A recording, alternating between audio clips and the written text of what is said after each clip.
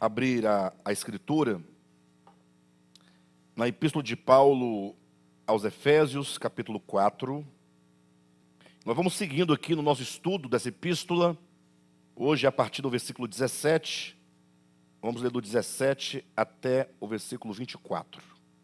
Mais um trecho, dando sequência, sempre dando seguimento, como eu costumo falar aqui na reunião do Querigma, uma leitura de ir e vir, Nós lemos, nós voltamos, tornamos a ir, a leitura como quem está ruminando todo o conteúdo e como quem procura somar todas as assertivas, todos os pensamentos, todos os postulados que o apóstolo vai colocando para que nós tenhamos a visão do todo, e não uma visão individual, particular de um trecho da Escritura. Então, leia comigo, capítulo 4 de Efésios, no versículo 17 até o versículo 24. Diz assim: Isto, portanto, digo, e no Senhor testifico, que não mais andeis como também andam os gentios, na vaidade dos seus próprios pensamentos, obscurecidos de entendimento, alheios à vida de Deus por causa da ignorância em que vivem, pela dureza do seu coração, os quais, tendo se tornado insensíveis, se entregaram à dissolução, para com avidez cometerem toda sorte de impureza.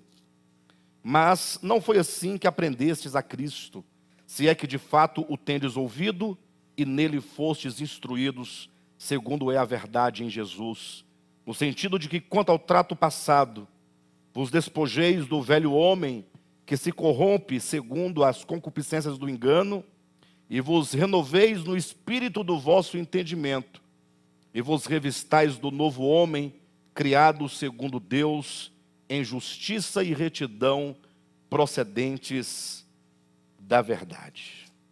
Amém? Queridos, veja como o pensamento do apóstolo Paulo é um pensamento muito lógico, um pensamento que vai ganhando dimensões na medida em que ele avança no seu discurso.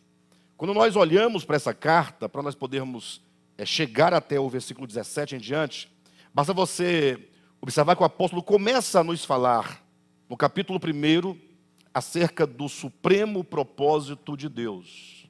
Capítulo lindo. Ele começa falando do Pai, do Filho, do Espírito Santo, como que esse Deus revelado de modo triúnico, a todos nós, como esse Deus, ele trabalha em nós desde a eternidade passada, no sentido de que ele nos elegeu, nos predestinou. Lógico, eu sei que há muita crítica concernente à questão, como pode Deus eleger e predestinar, se eleição e predestinação estão intimamente vinculadas à questão temporal, questão da previsibilidade, de você prever, de você desejar algo futuro. Como pode ser isso se Deus é eterno e o tempo e o espaço habitam nele, que é eterno? Nós temos que entender que a Escritura, ela sempre vai usar uma linguagem humana. As categorias com as quais a Bíblia trabalha, ela é a categoria tempo, espaço, temporal e espacial, porque a Bíblia foi feita para o homem, Não foi feita para anjos, nem para Deus, nem para seres de outra dimensão. É um livro de natureza divina, no sentido da inspiração, mas é um livro que trabalha aspectos do tempo, do espaço, dos homens, da cultura. Aqui há um aglomerado de coisas. Tanto é que a nossa leitura tem que ser feita por divisões de substratos.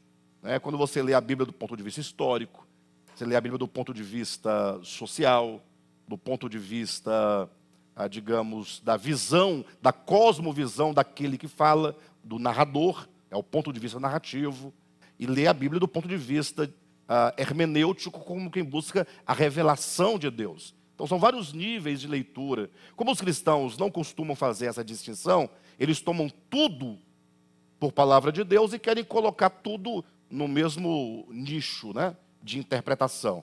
Então, quando falamos de eleição e predestinação, capítulo 1, ali é um modo de falar de que o homem, ele faz parte de um projeto eterno do coração de Deus.